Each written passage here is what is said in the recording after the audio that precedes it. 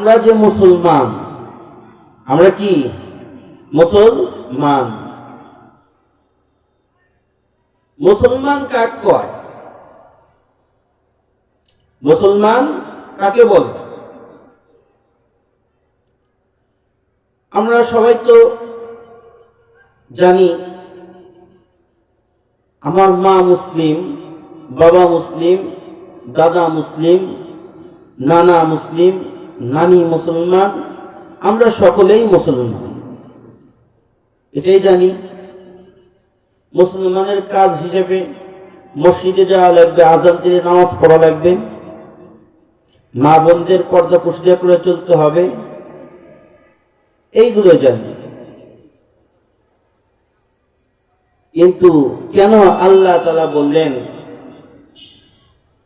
ওয়ালা তামুতুন্না ইল্লা ওয়া আনতুম মুসলিমুন, ওয়ালা তামুতুন্না ইল্লা ওয়া আনতুম মুসলিমুন।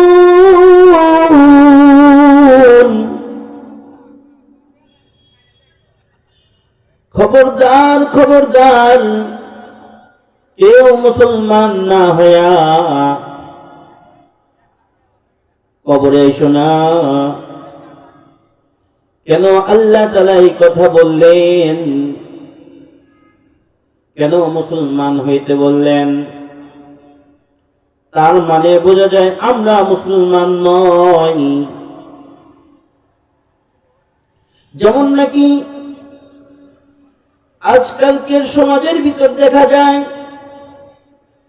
ছেলে সন্তান এদেরকে ডাক দিয়ে মুরব্বি এনে দিন বর্ণনা করেন, এই ঘোরাফেরা না করিয়া আড্ডা হাসি ঠাট্টা তামাশা নিয়ে সময় কাটানোর সময় নয়, লেখাপড়া কইরা ভালো মানুষের মতো মানুষ হও।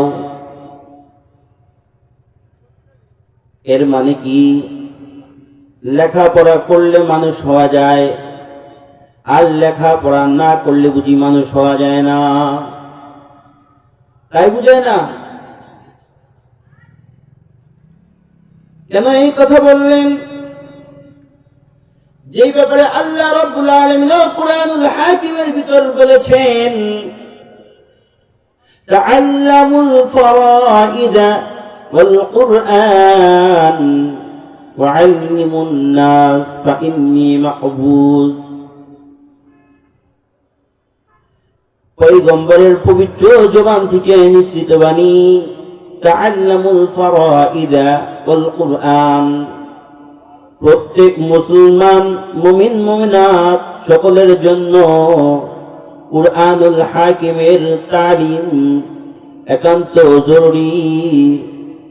শুধু জরুরি নয় বন্ধুগণ, কুরআনের তালিম সকল মুসলমানের জন্য ফরজে আইন।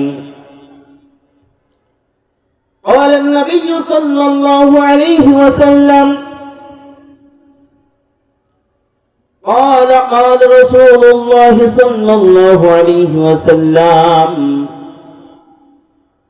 طلب العلم فريضة على كل مسلم.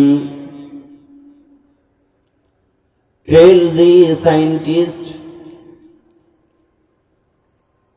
tell the Holy Prophet sallallahu alaihi wasallam had said,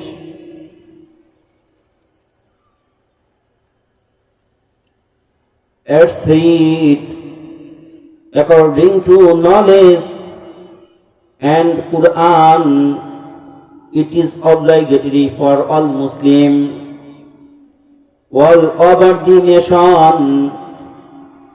মালিক বলতেছেন তার পয়গম্বরের মাধ্যমে পবিত্র জবান দিয়া বলাইতেছেন।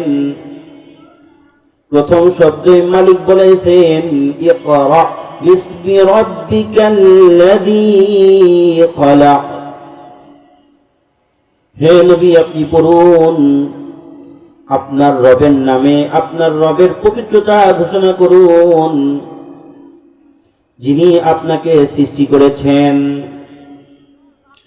ও মুসলমান ইমানদার, আল্লাহ রাব্বুল আলামিন সেই সর্বপ্রথম শিক্ষার কথা পয়গম্বরকে জানাইতেছেন এবং পয়গম্বর থেকে আমরা জানতেছি। আর পয়গম্বর এমন আজিমুশ-শান পয়গম্বর যে নিজের থেকে একটা কথাও বলেন না, যেটা কবি শায়েরগণ বর্ণনা করেন, মুহাম্মদ হরগিজ না গুফতা, মুহাম্মদ হরগিজ না গুফতা, তা না গুফতা জিব্রাইল, জিব্রাইল হরগিজ না গুফতা, তা না গুফতা রব্বুজ জলিল। মুহাম্মদ সাল্লাল্লাহু আলাইহি ওয়াসাল্লাম ততক্ষণ পর্যন্ত তার জবানটা নড়ান না, যতক্ষণ পর্যন্ত না জিবরিল আমিন তার জবান না নড়ায়। জিবরিল আমিন ততক্ষণ পর্যন্ত কথা বলেন না, যতক্ষণ পর্যন্ত না আল্লাহ রব্বুল আলামিন রব্বুল জলিল কথা না বলে, জিবরিল আমিনও কথা বলেন না। জিবরিল আমিন যখন কথা বলে, পয়গম্বর আমার আপনার হৃদয়ের স্পন্দন নবী মুহাম্মদুর রাসূলুল্লাহ তখন কথা বলেন। তাহলে শিক্ষার ব্যাপারে আল্লাহর পয়গম্বর বলতেছেন প্রত্যেক মুসলমান নর-নারীর জন্য ইলমে দ্বীন শিক্ষা করা ফরজ। কেননা ইলমে দ্বীন ছাড়া কোনো গতি নাই, ইলমে দ্বীন ছাড়া আল্লাহকে চেনা যায় না, ইলমে দ্বীন ছাড়া আসমান জমিন এর ভালো মন্দ যাচাই বাছাই করা যায় না।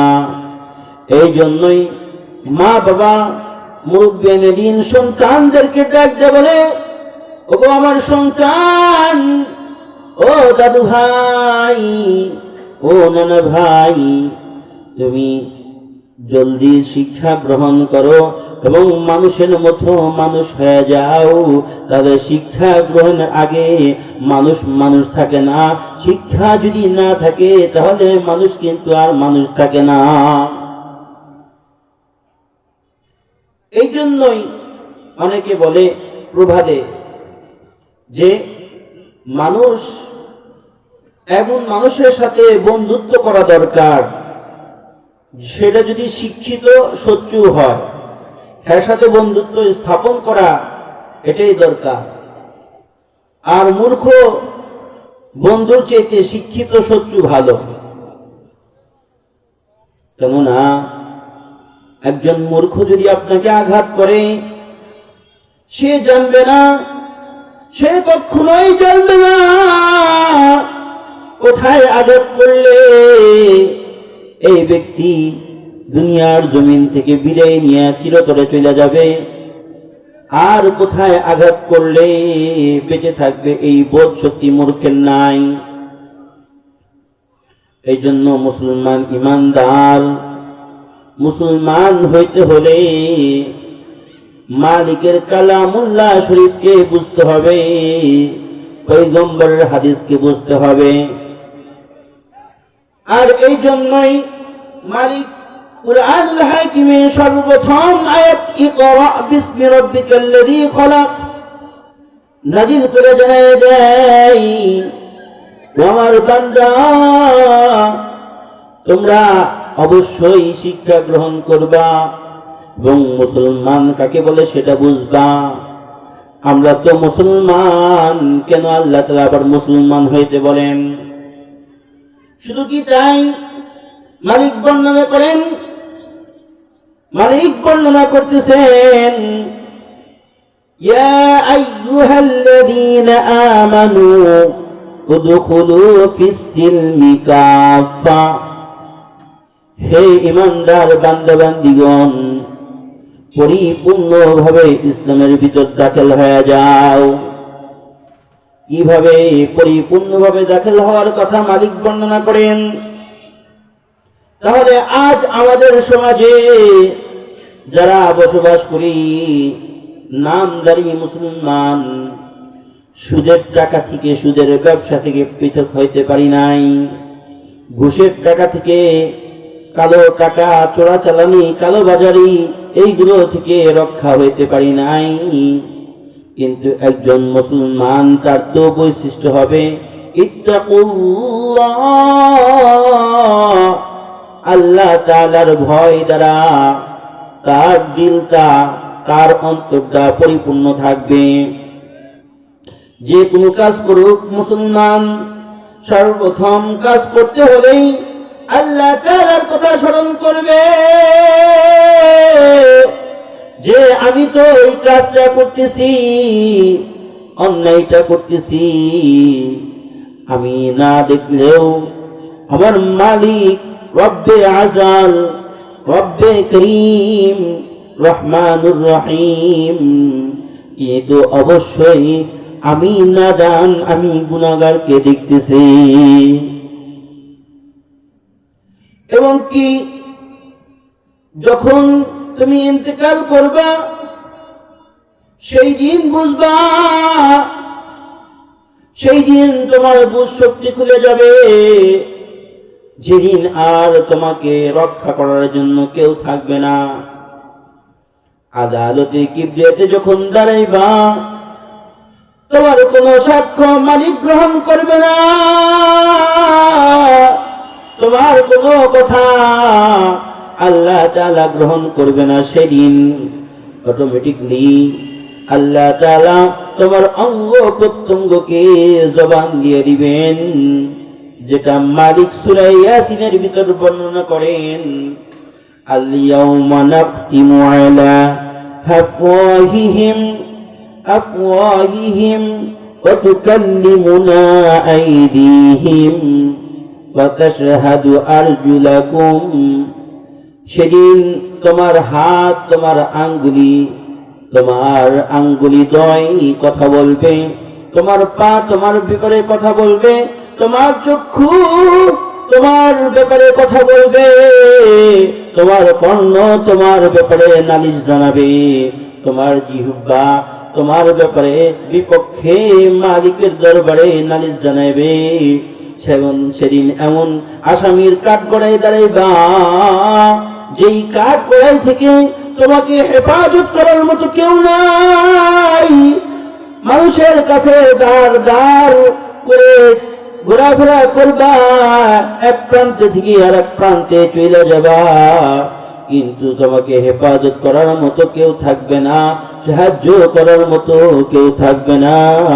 এই জন্যই মালিক বলতেছেন, ওয়ালা তামুতুন্না ইল্লা ওয়া আনতুম মুসলিমুন। খবরদার, খবরদার, মুসলমান না হয়ে কবরে যাও না। ও বান্দা, মুসলমান কি? মুসলমান হলো আত্মসমর্পণকারী, মুসলমান হলো আল্লাহ তাআলার কাছে আত্মসমর্পণ করবে। তার উটের যেমন তার রশিটা মালিকের হাতে থাকে, মালিক যেদিকে নেয় সেদিকেই চলে যায়। ও মুসলমান ইমানদার, তুমি যদি উট না হও, আকাশের প্রান্তে এদিকে ওদিকে উকি মারে, যেই ঘুড়িটা তুমি উড়াও, আকাশ মাঝে ঘুরাও যেই উড়ি, সেই ঘুড়িটার মতোই কিন্তু তুমি। যখন সন্ধ্যা গগন চলে আসে, গগন আকাশ যখন হয়, তখন কিন্তু নাটাইয়ের সুতা যার কাছে, সে কিন্তু নাটাইটা গোছাইতে থাকে। ঘুড়ি যতই এদিক ওদিক ঘাই মারুক, কিন্তু ঘাই মারার লাভ হয় না। অবশেষে সন্ধ্যার দিকে নাটাই যার হাতে, ঘুড়ি তার হাতে। মুসলমানি বুয়াদ গর্দন, মুসলমানি বুয়াদ গর্দন বা তরিকে पैगंबरी। मुसलमानी बुअद गर्दन बा तरीके पैगंबरी। मुसलमानी बुअद गर्दन बा हुकुमे अल्लाह। মুসলমানি বুয়াদ গর্দন বা তরিকে সুন্নতে পয়গম্বরি। এই জন্য মুসলমানের জিন্দেগির শুরু থেকে শেষ পর্যন্ত নবীর শিক্ষা দ্বারা পরিপূর্ণ হইতে হবে, নবীর দেওয়া আদর্শের দ্বারা পরিপূর্ণ হইতে হবে। অন্যত্র হাদিসের ভিতর আল্লাহর পয়গম্বর ফরমান, আল কবরু রাউযাতুম মিন রিয়াজিল জান্নাহ আও হুফরাতুম মিন হুফারিম মিনান নার। ওই আয়াতের ব্যাখ্যা, যে আয়াতে আল্লাহ বলতেছেন ওয়ালা তামুতুন্না ইল্লা ওয়া আনতুম মুসলিমুন, মুসলমান না হয়ে কবরে আইসো না। যেমন তার একটা উৎকৃষ্ট দৃষ্টান্ত আল্লাহর পয়গম্বরের সাহাবী আবু যর গিফারি। আল্লাহর পয়গম্বরের সাহাবী আবু যর গিফারি আল্লাহর পয়গম্বরের কলিজার টুকরা, সাইয়্যিদাতু নিসাই আহলিল জান্নাহ, সাইয়্যিদাতু শাবাবি আহলিল জান্নাহ, আসাদুল্লাহিল গালিব এর স্ত্রী, আল্লাহর পয়গম্বরের কলিজার টুকরা মা ফাতেমা রাদিয়াল্লাহু তাআলা আনহা ইন্তেকাল করেছেন। জান্নাতের যুবকদের যে সর্দার হবে, সেই যুবকদের সর্দার হাসান হুসাইন, তার মা জননী দুনিয়ার জমিন থেকে বিদায় নিয়ে চলে গেছে। তার কবরটা যখন খনন করা হয়, পয়গম্বরের একজন বিশিষ্ট সাহাবী আবু যর গিফারি কবরের কাছে যায় কবরকে জানায়, ও কবর রে, তুই কি জানোস তোর মধ্যে কে আসতেছে? ও কবর, তুই কি জানোস তোর মধ্যে কে আসতেছে?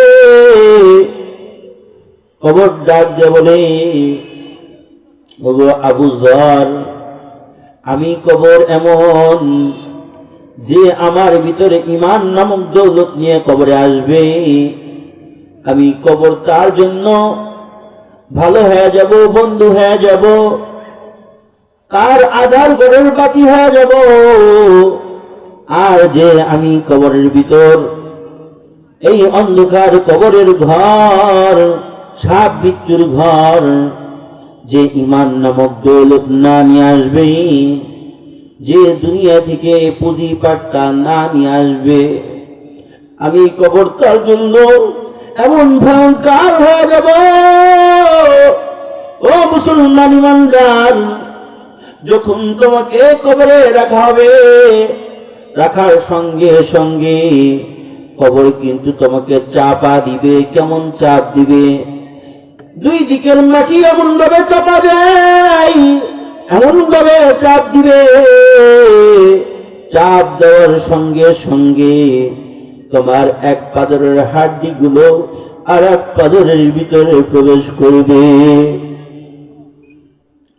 ও মুসলমান ইমানদার, এই জন্যই আল্লাহ তাআলা বারে বারে জানাই দিতেছেন আয়াতে কারিমার মাধ্যমে, ওয়ালা তামুতুন্না ইল্লা ওয়া আনতুম মুসলিমুন, খবরদার মুসলমান না হয়ে কবরে আইসো না। তাহলে আমরা কি কবরে যাব কি যাব না? যাব। ওই যে মেলার ভিতর আড্ডা মারতেছে, মেলার ভিতর ঘোরাফেরা করতেছে, আর কবরের কোনো চিন্তা নাই, ও এটা বোঝে না, জালেম ব্যাকুল এটা বোঝে না যে এখন ঠাস হয়ে পড়ে ইন্তেকাল করতে পারি। ও মুসলমান ভাইরা, আমাদের প্রতি অনুরোধ করে যাইতেছি, এলোমেলো ভাবে এদিক সেদিক না ঘুরে কোরআনের মাহফিলে এসে কোরআন শেখো, হাদিস শেখো, শিখা জিন্দেগি যাপন করো, যাতে মুসলমান হইয়া কালেমা পণ্যওয়ালা মুসলমান, কালেমার হক হুকুক আদায় করা মুসলমান হয়ে পয়গম্বরের গর্বিত উম্মত হয়ে যেন কবরে যাইতে পারো, এরকম সৌভাগ্য নসিব হওয়ার জন্য আজকের মাহফিল। কথা ঠিক কিনা? ও মুসলমান ইমানদার, তোমরা চিন্তা করো কেন আল্লাহ তাআলা মুসলমান হওয়ার কথা বললেন। আমরা এইটা সচরাচর শুনে থাকি বা আমরা বর্ণনা করে থাকি, আল্লাহর পয়গম্বরের একজন শ্রেষ্ঠ পয়গম্বর, যিনি আমার আপনার জাতির পিতা ইব্রাহিম পয়গম্বর। ইব্রাহিম আলাইহিস সালাতু ওয়াস সালাম এমন একটা মানুষ, এমন একজন আজিমুশান পয়গম্বর, তার বাপ দাদার ধর্ম ছিল মূর্তি পূজা, তারা মূর্তি পূজক ছিল। ওকায়েজের মেলায় মূর্তিগুলো নিয়ে যেত। পয়গম্বর ইব্রাহিমের সত্তাগতভাবে এটা সহ্য হইত না। পয়গম্বর ইব্রাহিম যখন আসমানে সূর্য উঁকি মারত, তখন পয়গম্বর ইব্রাহিমের বিবেকে নাড়া দিত, এটাই বুঝি আমার রব, এটাই বুঝি আমার আল্লাহ, এটাই বুঝি আমার সৃষ্টিকর্তা। যখন সূর্য ডুবে যেত, পয়গম্বর ইব্রাহিম মনে করত আকাশে চাঁদ উঠছে, এই চাঁদ বুঝি আমার রব, এই চাঁদ বুঝি আমার মালিক, এই চাঁদ বুঝি আমার খালিক, এই চাঁদ বুঝি আমার রব্বে করিম। এটা মনে করত পয়গম্বর ইব্রাহিম। যখন চাঁদ ডুবে যেত, চাঁদ সূর্যের যখন এরকম খেলা, তখন আল্লাহর পয়গম্বর ইব্রাহিম চিন্তায় গমগীন, আর মনে করে এগুলো আমার রব নয়, চাঁদ সূর্য গ্রহ নক্ষত্র এগুলো আমার রব হইতে পারে না, বরং এইগুলোকে যে নিয়ন্ত্রণ করেন, এইগুলোকে যে উঠান আর ডুবান, সেই হলো আমার রব আল্লাহ। সুবহানাল্লাহ। ও মুসলমান ইমানদার, মুসলমান অত সোজা না। মুসলমানের সঙ্গে লক্ষ লক্ষ কোটি কোটি টাকা দিবে, এরপরেও তার ইমান বেচবে না। ইমানের কত দাম জানেন নাকি? ইমানের এমন একটা দাম, ইমানের দাম হইতেছে এমন, ইমান কি জিনিস আগে এটা বুঝতে হবে। ইমান আছে যার সেই হলো মুমিন, ইমান আছে যার সেই হলো মুসলমান। ইমানের ব্যাপারে মুহাদ্দিসগণ বর্ণনা করেন, ইমানের তিনটা জিনিস। এক নম্বর হলো ইকরার বিল লিসান, জবানে স্বীকার করা। কি ভাই? এক নম্বর কি? ইকরার বিল লিসান, মুখস্থ করে যেতে হবে। মুখস্থ করবে না? সবাই আমার সাথে পড়েন। এক নম্বর হলো ইকরার বিল লিসান। এক নম্বর কি? ইকরার বিল লিসান, জবান দ্বারা আল্লাহ তাআলাকে মানতে হবে, আল্লাহর আইনিত বিধান নিয়ম কানুনকে মানতে হবে, এটা জবান দ্বারা স্বীকার করতে হবে। নাম্বার দুই তাসদিক বিল জিনান। নাম্বার দুই কি? তাসদিক বিল জিনান। নাম্বার দুই হলো তাসদিক বিল জিনান, যেটার দ্বারা অন্তরে বিশ্বাস করতে হবে। নাম্বার দুই কি? অন্তরে বিশ্বাস করতে হবে। নাম্বার তিন হইতেছে আমাল বিল আরকান, আমলে পরিণত করতে হবে। যেমন ইকরার বিল লিসান, এই পরীক্ষা পয়গম্বরগণ দিয়েছেন। ইব্রাহিম পয়গম্বর যখন নমরুদের সামনে দাঁড়াইছে, দাঁড়ানোর পর বলেন যে এইগুলো কি জিনিস? মাটির জিনিস, যে জিনিস তোমরা বানাও, আবার তোমরাই এর পূজা করো, তোমরাই ডুবাও। এটা কখনোই ঠিক হইতে পারে না, এটা কখনোই আমার রব হইতে পারে না। এরা জবান দ্বারা যেমন স্বীকারোক্তি দিয়েছেন, তেমন আমাল বিল আরকানও করেছেন। অন্তরেও বিশ্বাস ছিল যে আমার আল্লাহ একজন রয়েছে, যার হুকুমে, যার কুদরতে আমার আপনার ভিতরে রক্ত কণিকাগুলো চলাচল করে। সুবহানাল্লাহ। এরপরে আমাল বিল আরকান, যে আল্লাহ তাআলার সাথে কাউকে শরীক করা যাবে না। আল্লাহ হলেন কুল হুয়াল্লাহু আহাদ। হে নবী, আপনি বলুন আল্লাহ এক, আল্লাহ এক ও অদ্বিতীয়। কুল হুয়াল্লাহু আহাদ, হে নবী আপনি বলেন আল্লাহ এক, আল্লাহুস সামাদ। আল্লাহ কারো সমকক্ষ নয়, আল্লাহ কারো মুখাপেক্ষী নয়। লাম ইয়ালিদ ওয়া লাম ইউলাদ, আল্লাহ কাউকে জন্ম দেন না, আল্লাহ নিজেও জন্ম গ্রহণ করেন না। ওয়ালাম ইয়াকুল লাহু কুফুওয়ান আহাদ, এবং কি আল্লাহ রাব্বুল আলামিন এক, তার কোনো শরীক নাই, তার কোনো অংশীদারিত্ব নাই। তিনি নিতান্তই এক, তিনি নিতান্তই আহাদ, এক একক সত্তা।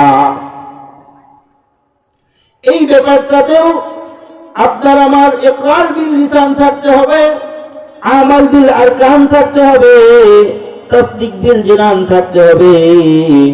তাহলে আমি আপনি পরিপূর্ণ মুসলমান। ও মুসলমান ইমানদার, আমরা সকলে একটু ইমানের পরীক্ষার দিকে যদি তাকাই, যে তিনটা আমরা বর্ণনা করলাম, আমাল বিল আরকান, তাসদিক বিল জিনান, ইকরার বিল লিসান, এই যে তিনটা জিনিস, এই তিনটা জিনিস একটু চিন্তা করেন। আমার মসজিদের সভাপতি, সেক্রেটারি, বা আমি সদরুদ্দি, বদরুদ্দি, কলিমুদ্দিন, নাসরুল্লাহ, অমক তমক, হাজুর খাজুর, ইমাম, মুয়াজ্জিন, মুফতি, মুহাদ্দিস কার ভিতরে আছে? কোথায় কোথায় ইকরার বিল লিসান, আমাল বিল আরকান, তাসদিক বিল জিনান?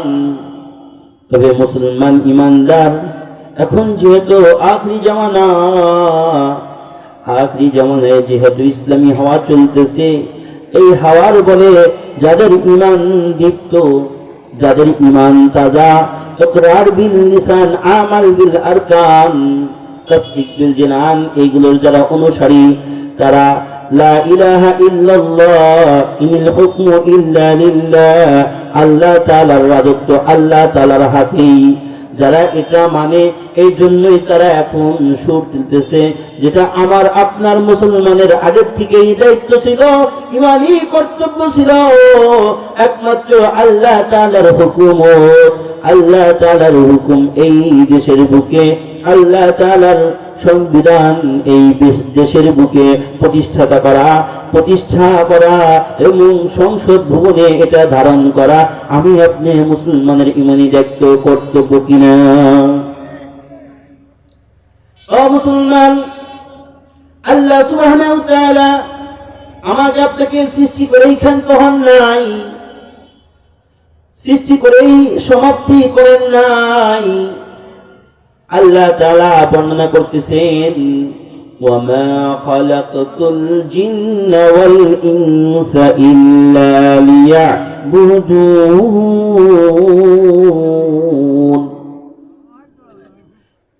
আমি মানব জাতি এবং জিন জাতিকে সৃষ্টি করেছি আমার ইবাদতের জন্য, বন্দেগীর জন্য, লাইবা ওয়া লাহিয়া, খেল তামাশার জন্য বানাই নাই। ও মুসলমান, চার সত্তার মহাব্বত তোমার হৃদয়ের ভিতরে ঢুকে গেছে। তোমার হৃদয়ে আর্জেন্টিনা ব্রাজিলের বাসা বাঁধছে।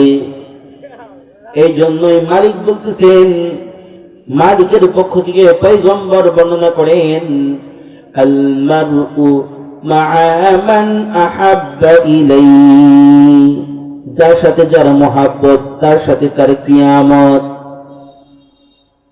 আর মুসলমান একে কুরআন হাদিসের সীমানা মানতে হবে। কুরআন হাদিসের সীমানা যদি না মানে সে জান্নাতে যাইতে পারবে না।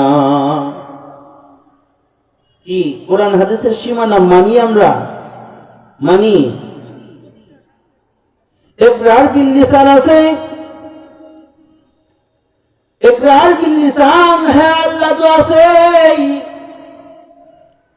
ইসলাম তো আছে। ইসলাম তো বাইদা রাখছে, মসজিদের মিনারের সাথে বাইদা রাখছে। যেমন নাকি গরু ছাগল মহিষ কে গোয়াল ঘরে বাইদা রাখে, এরকম ভাবে ইসলামকেও মুসলমান বাইদা রাখছে। ইসলাম বুঝি আর কোন জায়গায় দরকার নাই। একজন এমপি, মন্ত্রী, মিনিস্টার, একজন চেয়ারম্যান, মেম্বার, একজন ইউপি সদস্য, তার বুঝি ইসলামের দরকার নাই? আর কি ইসলামের দরকার আছে কি নাই?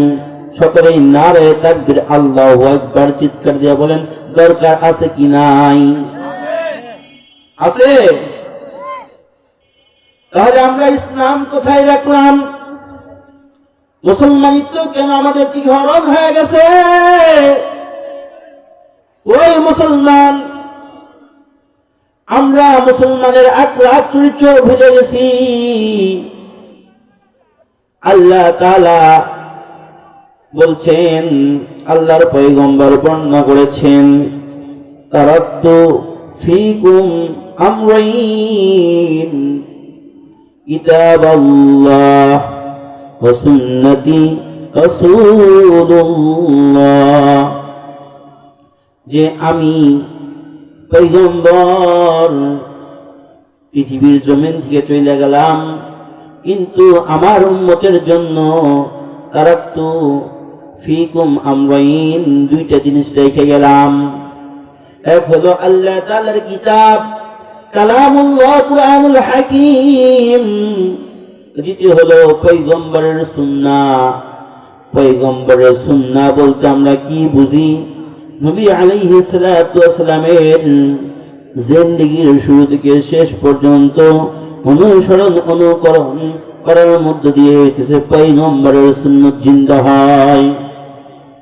আর পয়গম্বরের উম্মত যদি পয়গম্বরের কোনো একটা ছোট্ট আপনার চেয়ে আপনার সুন্নতকে যদি জিন্দা করে, আর এই জিন্দা করার কারণে আল্লাহ সুবহানাহু ওয়া তাআলা তাকে মুসলমান হিসেবে, কালেমা পড়নেওয়ালা মুসলমান হিসেবে ইন্তেকাল করাইবে। আর সে ইন্তেকাল করতে দেরি, তার জন্য পয়গম্বরের দেওয়া দোয়া পাইতে দেরি হবে না। তার জন্য পয়গম্বরের খাঁটি উম্মত হিসেবে জান্নাতে যায়, কোনো বাধা বিঘ্ন থাকবে না। সুবহানাল্লাহ বলবেন না? ভালো লাগতেছে? ভালো লাগতেছে? কার কার ভালো লাগে? নারে তাকবীর বলে হাত তোলেন। একটু সকলেই নারে তাকবীর, নারে তাকবীর, নারে তাকবীর। আল্লাহ সকলকেই মুসলমান বান্দা হিসেবে কবুল আর মঞ্জুর করুন, আমিন। তাহলে আমি আপনি পয়গম্বরের উম্মত, এর প্রমাণ কি? পয়গম্বর যেই হাদিসের ভিতর বর্ণনা করলেন, কি বর্ণনা করলেন? লা ইউমিনু আহাদাকুম, কোন ব্যক্তি ইমানদার হইতে পারবে না। কোন ব্যক্তি কি হইতে পারবে না? ইমানদার হইতে পারবে না যতক্ষণ পর্যন্ত না তার ছেলে সন্তান, স্ত্রী, পুত্র, বাবা মা এর চেয়ে অধিক ভালো পয়গম্বরকে না বাসবে, ততক্ষণ পর্যন্ত ইমানদার হইতে পারবেন না। যতক্ষণ পর্যন্ত না আপনার মা, বাবা, ছেলে, সন্তান, স্ত্রী, পুত্র এদের চাইতে 100% বেশি মহাব্বত আল্লাহর পয়গম্বরকে না করবেন। ইকরার বিল লিসান, মুখে কোন আমি পয়গম্বরের উম্মত, কিন্তু আপনার আমার মহাব্বত সেই আকার দিকে, লারার দিকে। ফুটবল খেলায় ওরকম জোরে শুট মারে এবং গোলকিপারের গোল দেওয়ার ক্ষেত্রে সে চ্যাম্পিয়ন, সেই চ্যাম্পিয়নের দিকে আপনার ভালোবাসা। আপনার মাথার চুলটা, নখটা কাটেন সেই পাশ্চাত্যের যারা ইহুদি খ্রিস্টান,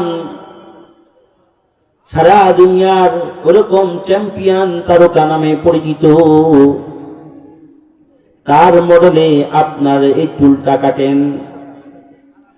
চুল কাটার 3টা তরিকা। একটা হইতেছে ছোট ছোট করে চুল রাখা, আর একটা হইতেছে দাড়ি রাখা। কিন্তু এই চুল একটা হইতেছে বাবরি রাখা, আর এই বাবরিটা আপনার রাখতে হবে কখন? যখন পয়গম্বরের সুন্নাত, পয়গম্বরের ওয়াজিব দাড়িটা আপনার চেহারার ভিতর থাকবে। দাড়ি নাই, আপনি যদি চুলটা বড় বড় কাটেন তাহলে তো মহিলাদের সংস্পর্শে চলে গেলেন, মহিলাদের সদৃশ হয়ে গেলেন। চুলের সঙ্গে শর্ত হলো দাড়ি, বাবরির সঙ্গে শর্ত হলো দাড়ি। দাড়ি নাই, আপনার চেহারায় বাবরি মানায় না।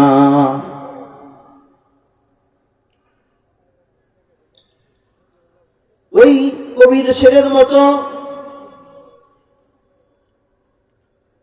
কবি কি শের বর্ণনা করলেন? सूरत बुझी नात मगर दम तो नहीं है, सूरत बुझी नात मगर दम तो नहीं है। सूरते सूरते बादर किन्तु तार লেজ নাই দেখা মানুষ হিসেবে পরিচিত।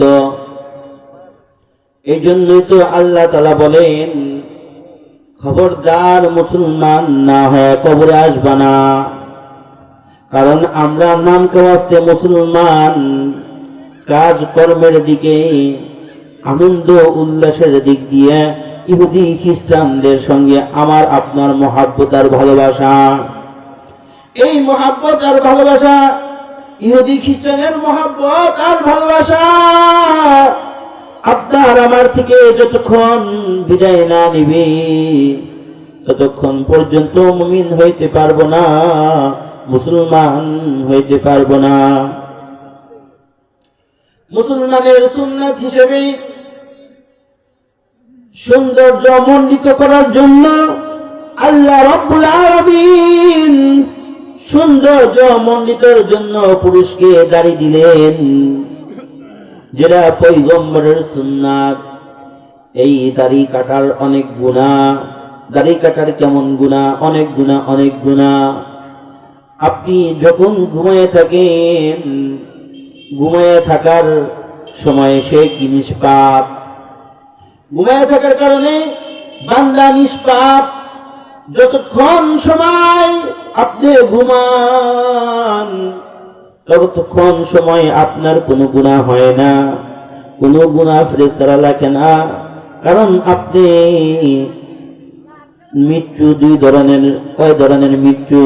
একটা হলো ইন্তেকাল করে পৃথিবীর জমিন থেকে বিদায় নিয়ে চিরতরে চলে যান।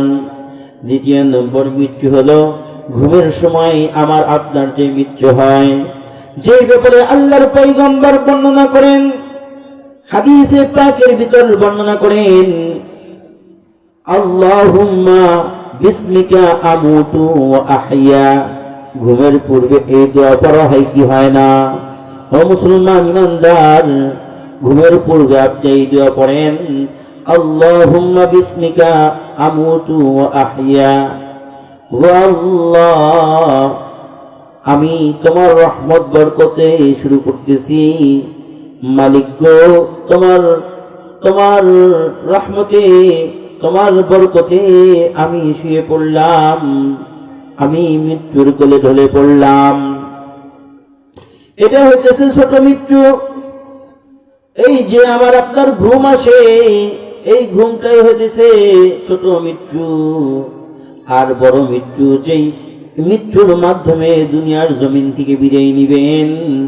এই জন্য যখন ছোট মৃত্যু আমার আপনার এসে যায়, পয়গম্বরের শেখানো দুয়ার মাধ্যমে আপনি ঘুমায়া যান। আবার ঘুম থেকে যখন ওঠেন তখন আলহামদুলিল্লাহিল্লাযী আহইয়ানা বা'দা মা আমাতানা ওয়া ইলাইহিন নুশুর। মালিকের শুকরিয়া জ্ঞাপন করেন যে মালিক, তুমি আমাকে মৃত্যু দিয়েছিলা, আবার জীবিত করলা। মালিকের কৃতজ্ঞতা স্বীকার করেন।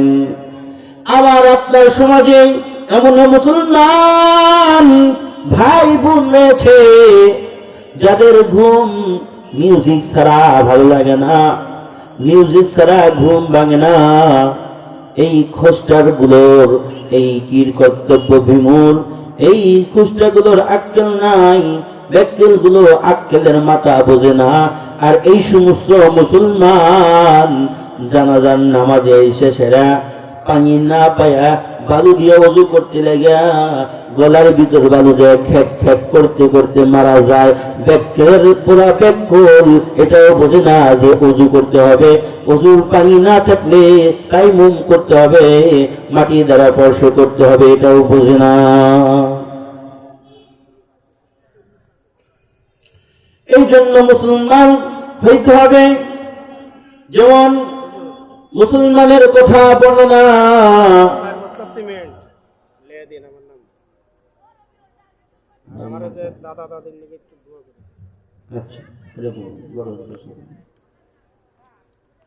ও মুসলমান ইমানদার, এই জন্য মুসলমান হইতে হবে। মুসলমান হইলে সেই খেলার জন্য পাগল হওয়া যাবে না। মুসলমান হইলে কোন লেডিসের গানের জন্য পাগল হওয়া যাবে না, কোন নাটকের জন্য পাগল হওয়া যাবে না, কোন টিকটকারের প্রেমে পড়া যাবে না।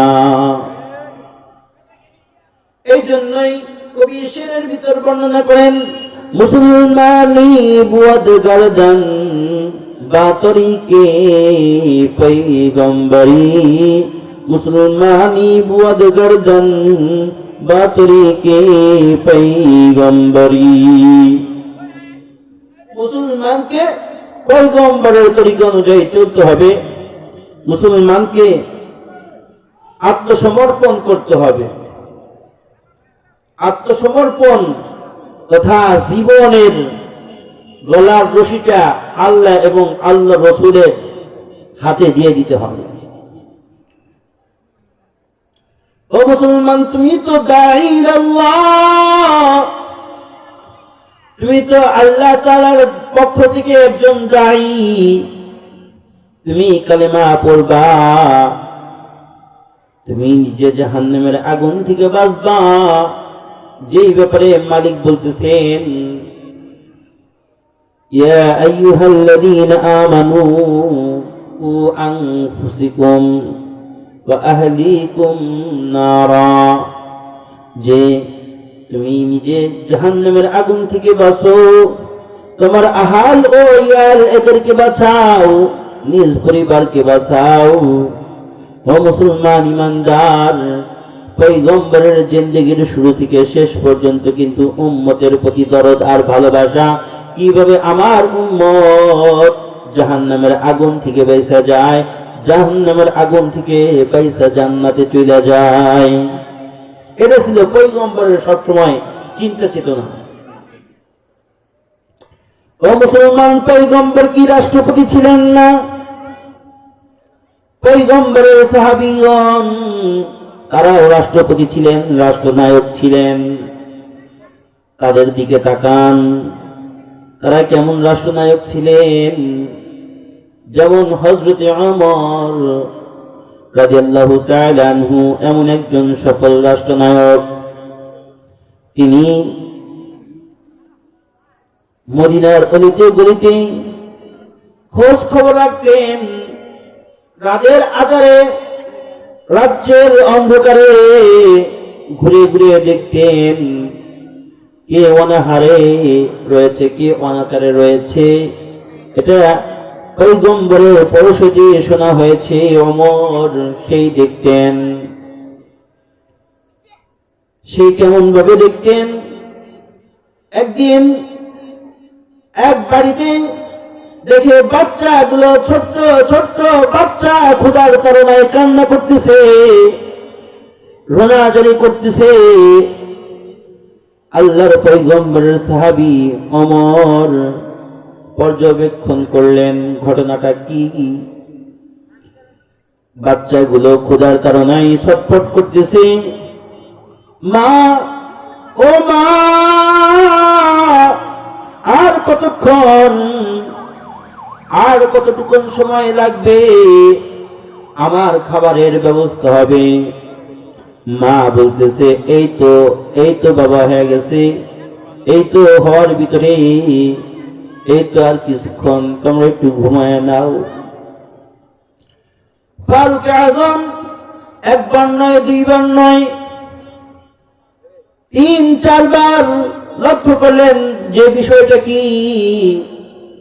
ফারুক আজম ধীরে ধীরে সেই মার কাছে গিয়ে বললেন, ওগো মা জননী, বাচ্চাগুলো ক্ষুধার কারণে ছটফট ছটফট করতেছে, আপনার কাছে খাবার চায়।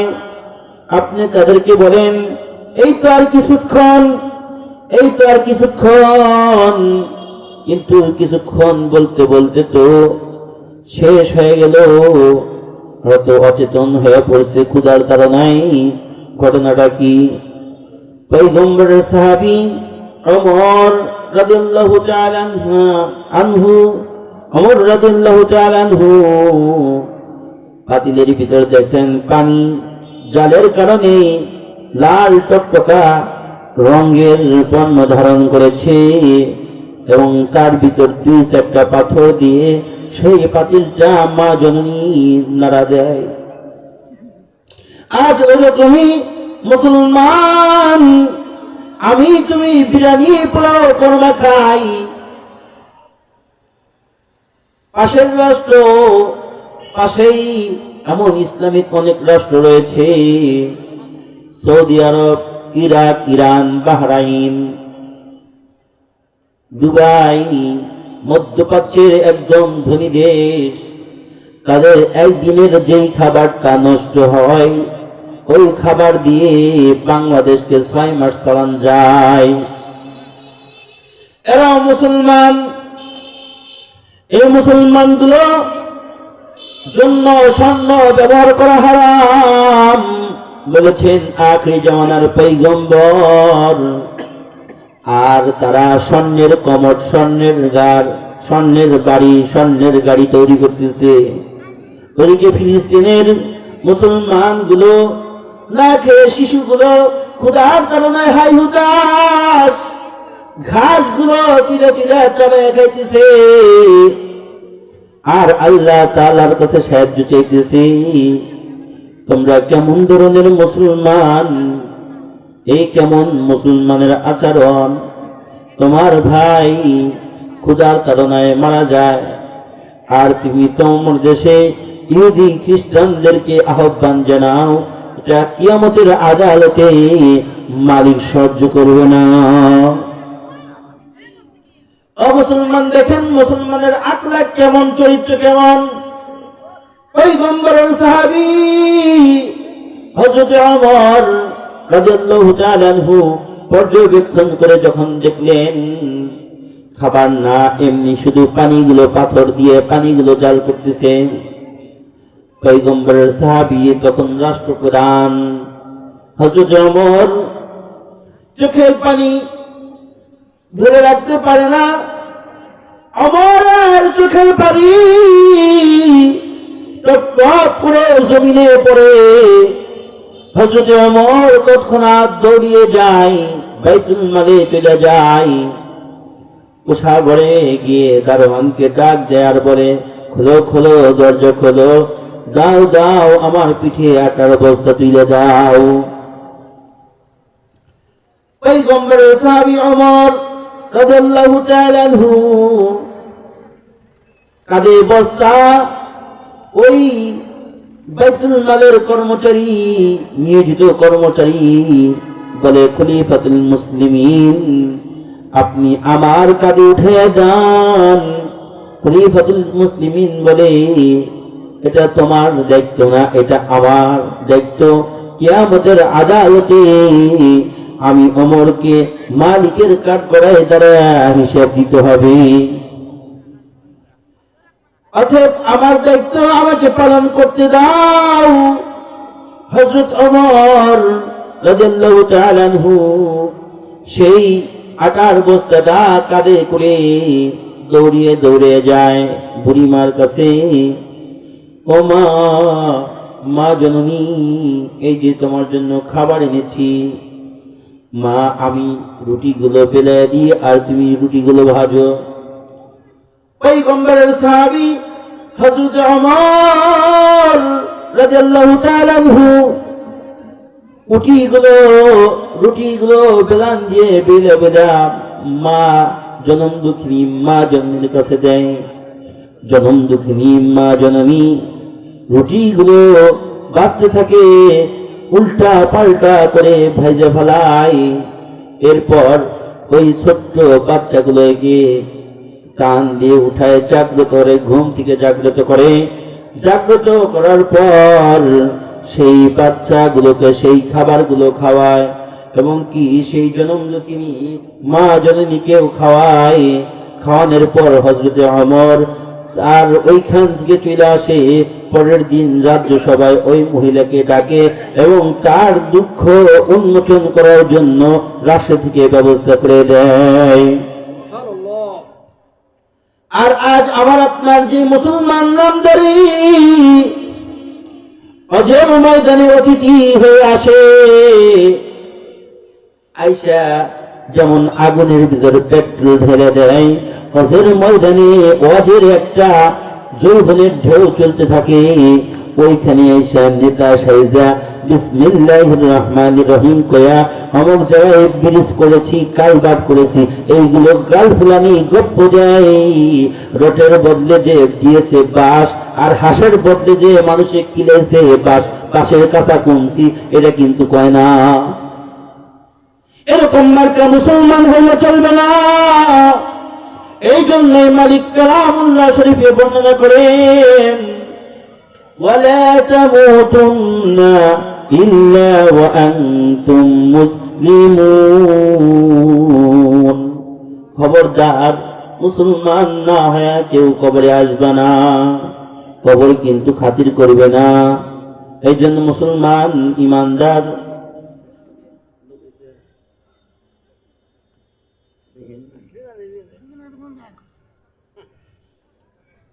গতকাল এই অবস্থায় লোকাইছে না।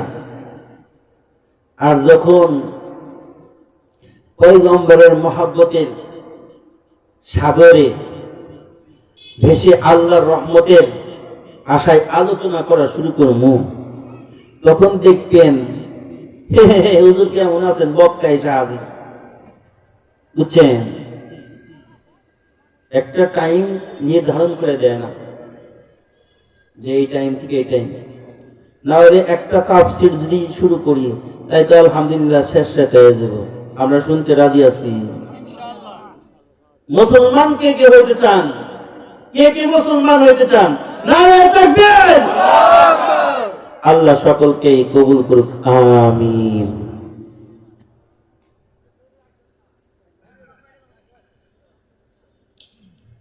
আমাকে আপনাকে যে মরতে হবে এই ব্যাপারে সুন্দর একটা গজল রয়েছে। এই গজল কোনদিন আপনার ঘরে কর্ণ শিকার শোনে নাই, এরকম একটা গজল।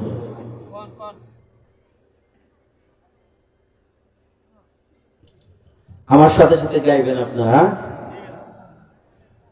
আজ মর্মর চঞ্চল রে ভাই, ঝরে দুটি আঁখি,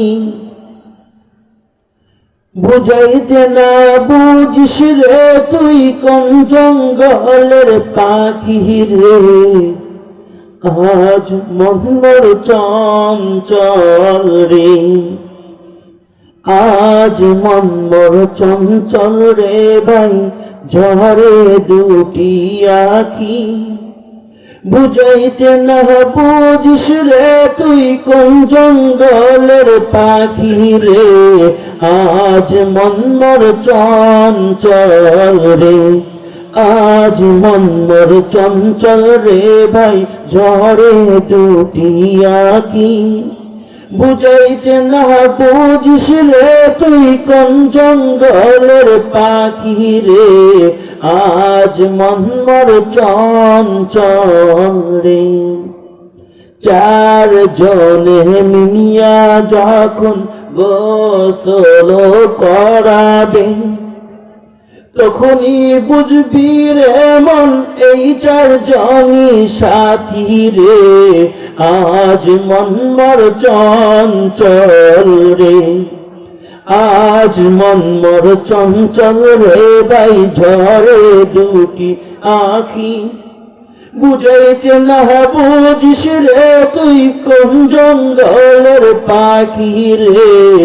আজ মর্মর চঞ্চল রে। চার জনে মিয়া যখন খাটনিতে উঠাবে, তখনই বুঝবি রে মন এই চারজনই সাথী রে।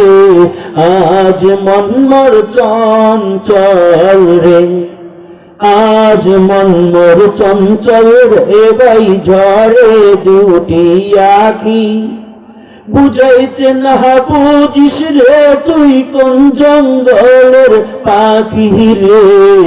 আজ মর্মর চঞ্চল রে। দশজনে মিলিয়া যখন জানাজা পড়াবে, তখনই বুঝবি রে মন এই দশজনই সাথী রে। আজ মর্মর চঞ্চল রে, আজ মর্মর চঞ্চল রে ভাই। একসঙ্গে একসঙ্গে সবাই।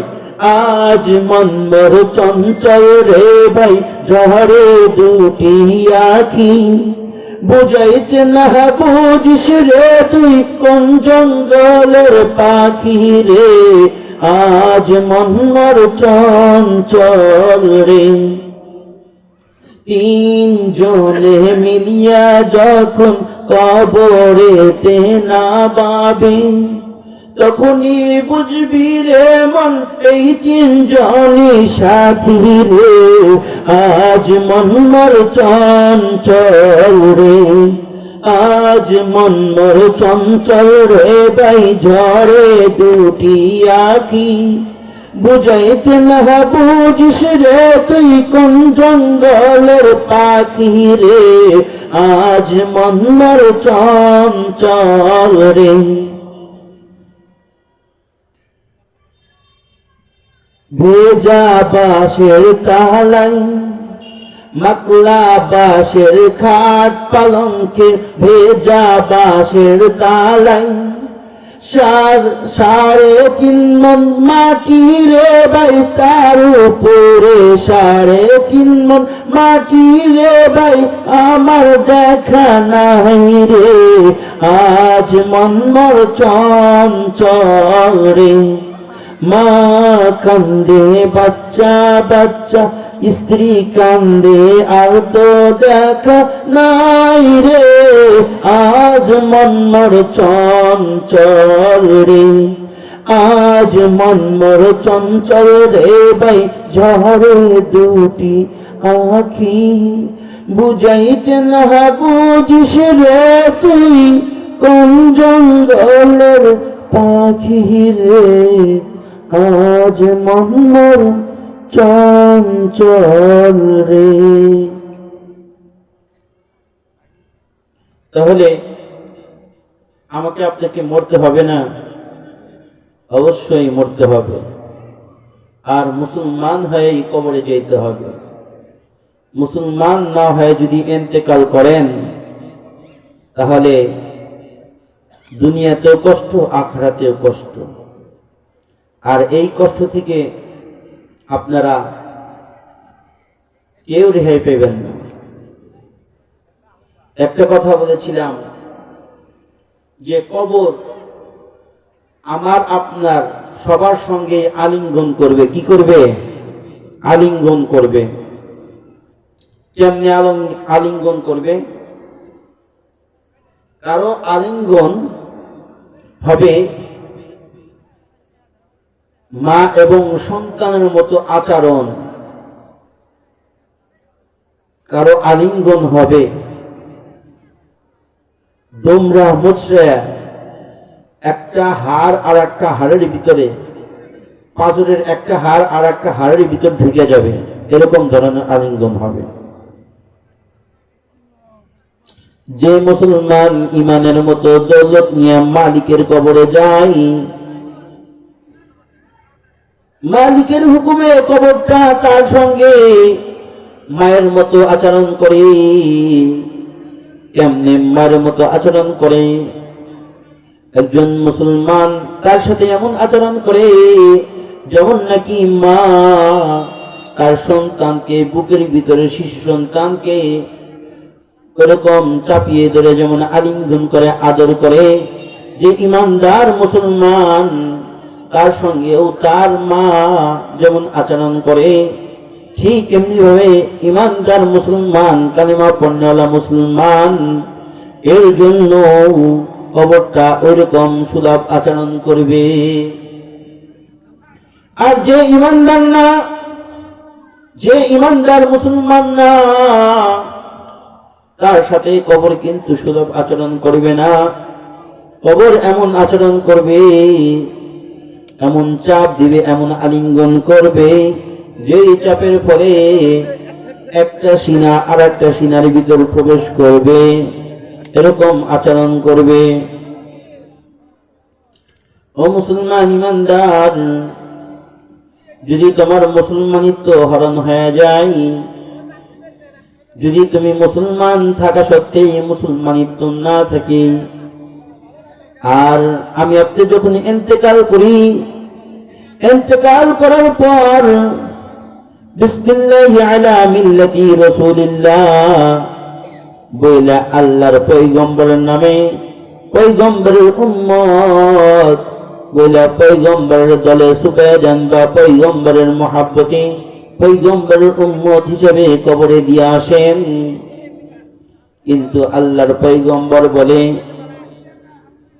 যে আমার যে উম্মত, যে আমি আল্লাহ তাআলার আনিত বিধান নিয়ে ওদের দাঁড়ে দাঁড়ে প্রান্তে প্রান্তে ঘুরেছি, আমার ধর্ম মানে নাই, বা আমার ধর্ম মানলেও ইকরার বিল লিসান, জবানে স্বীকার করছে আমি মুসলমান, কোরআন আমার সংবিধান, কিন্তু রাষ্ট্রীয়ভাবে কিন্তু সংবিধান মানে নাই।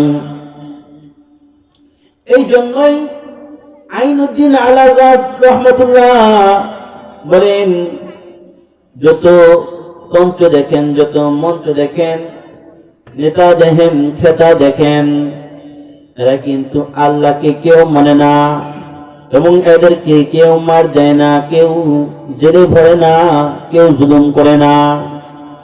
আল্লাহর পয়গম্বর কেউ মক্কাবাসী, মক্কা নগরীর কাফের কুরাইশ, আবু জেহেল, উতবা, সাইবা খুব মানত। আল্লাহর পয়গম্বরকে আল আমিন উপাধি দিয়েছিলেন। কি উপাধি দিয়েছিলেন? আল আমিন। আল আমিন শব্দের অর্থ বিশ্বাসী, অতি বিশ্বাসী। আল্লাহর পয়গম্বরকে আল আমিন উপাধি দেওয়ার পর পয়গম্বরের কাছে আমানত রাখতেন। কি রাখতেন? আমানত রাখতেন যে আব্দুল্লাহর পুত্র মুহাম্মদ এত সৎ একজন মানুষ, এত সৎ মানুষ, এর কাছে যদি আমানত রাখি, এর কাছে যদি 5 ভরি স্বর্ণ, 5 ভরি ওরকম স্বর্ণ যদি রেখে দিই, এর কাছে যদি আমার গচ্ছিত সম্পদ টাকা করি রাখি, এই সম্পদ হারানোর কোনো ভয় নাই। পয়গম্বর এই সম্পদের খেয়ানত করবে না, এই জন্যই পয়গম্বরকে ভালোবাসত। ভালোবাসা মক্কা নগরীর মানুষ আল আমিন বলে রাখত।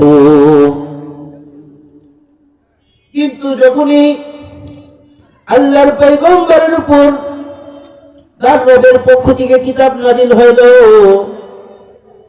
যখনই আল্লাহর বরত্ব বর্ণনা করা শুরু করে দিলেন, যখনই আল্লাহর পয়গম্বর বললেন কুল হুয়াল্লাহু আহাদ, আল্লাহ এক, আল্লাহ ছাড়া কোনো মাবুদ নাই, আল্লাহ ছাড়া ইবাদতের কোনো উপযুক্ত নাই, যখনই কালেমা তয়্যিবা নাজিল হইল, লা ইলাহা ইল্লাল্লাহ মুহাম্মাদুর রাসূলুল্লাহ, আল্লাহ ব্যতীত কোনো মাবুদ নাই, মুহাম্মাদুর রাসূলুল্লাহ আল্লাহ তাআলার বান্দা ও রাসূল, ঠিক তখনই পয়গম্বরের উপর নির্যাতন, নিপীড়ন আরম্ভ হয়ে গেল।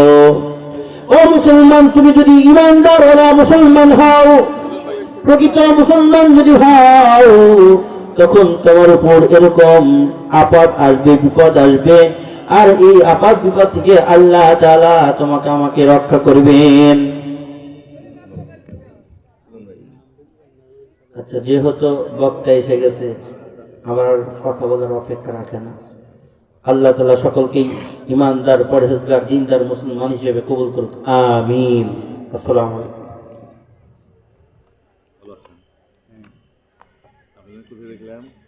ওই যে মাজলিসে মুফাসসিরিন পরিষদ। হ্যাঁ হ্যাঁ।